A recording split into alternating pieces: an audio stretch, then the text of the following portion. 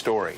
Michael Allen, one of the assertions from Don Jr. has been Oppo research. When you're working for a campaign, this is completely normal. This is acceptable behavior. Everyone does it.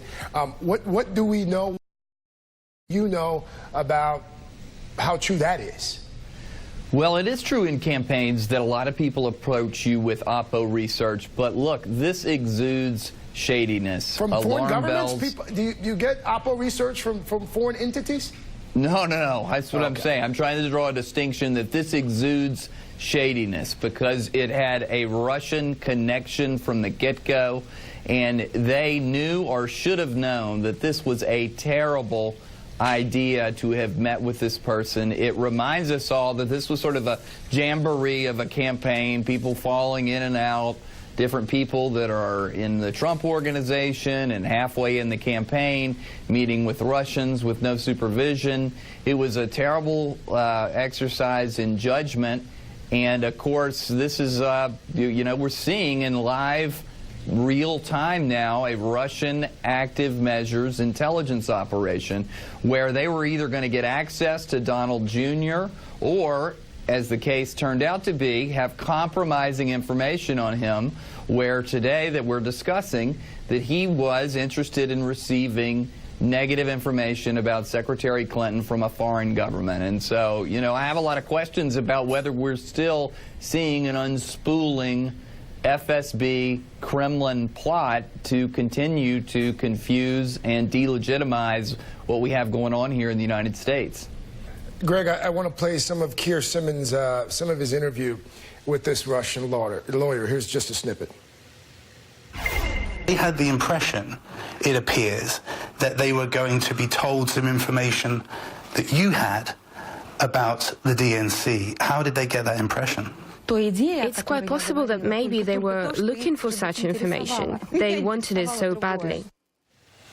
What do you make of her statements there, of this set of emails, Greg? It's hard to reach any other conclusion that this makes it clear that how badly they wanted it.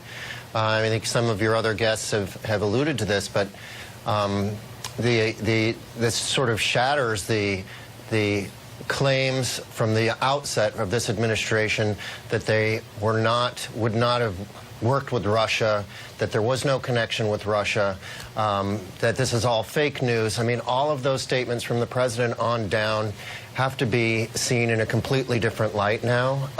And I just feel like it's, the shifting explanations just in the past 48 hours just underscore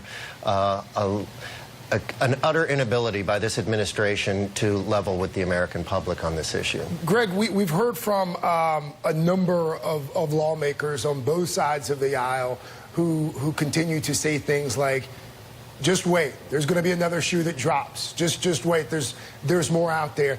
Folks that you talk to, your sources, are you getting that indication? Are you getting those indications as well that there's even more to this story that we don't have yet? I don't think there's any question. There are certainly large looming questions here, and you've touched on some of them.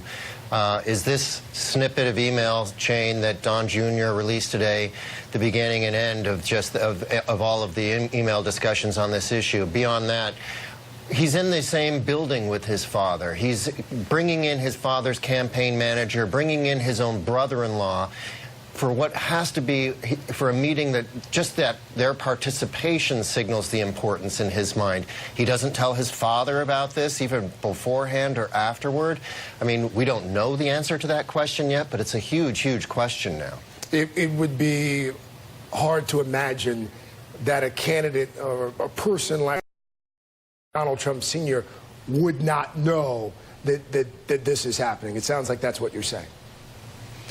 I mean, it's hard to, given his father's personality, given how the sort of the high-level nature of the people he brings into this meeting, although Don Jr. is now sort of claiming, look, we didn't get anything out of this meeting, you can't really fault me, because the idea that they went into it with this expectation and were eager to get this sort of dirt and knew that this was that it would be supplied by Russian sources just obliterates so many of the defenses that this administration has tried to erect over the last 6 to 9 months. Michael Allen, you're also an attorney. This assertion from that we just heard there as well from Don Jr. that I didn't get anything out of the meeting. So what's wrong here? Walk us through why, from a legal standpoint, that could also be problematic. Well, I think it would go to the intent, the state of mind that Donald Jr. had when he took the meeting. Now, it may be true that it later turned out to be, nothing of substance turned over. But I think his state of mind was clearly, hey, I'm going to get something good here. But I mean, let's just remind everyone that the Russians are still, undertaking active measures here in the United States. I would look with a great deal of skepticism on this Russian lawyer who Keir Simmons has interviewed. I mean, it's a great interview. It's very interesting. I'm glad you all got it. But look, she is working on behalf of the Russian government, who has an interest in stirring the pot here in the United States so that Putin can point to his people and say, look, democracy is a bigger mess than anything else in the world. Stick with me. The questions you all are going to put to Don Jr. and the rest, absolutely legitimate.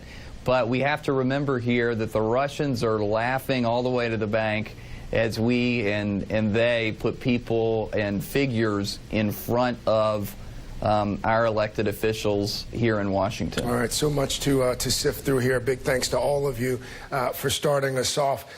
Big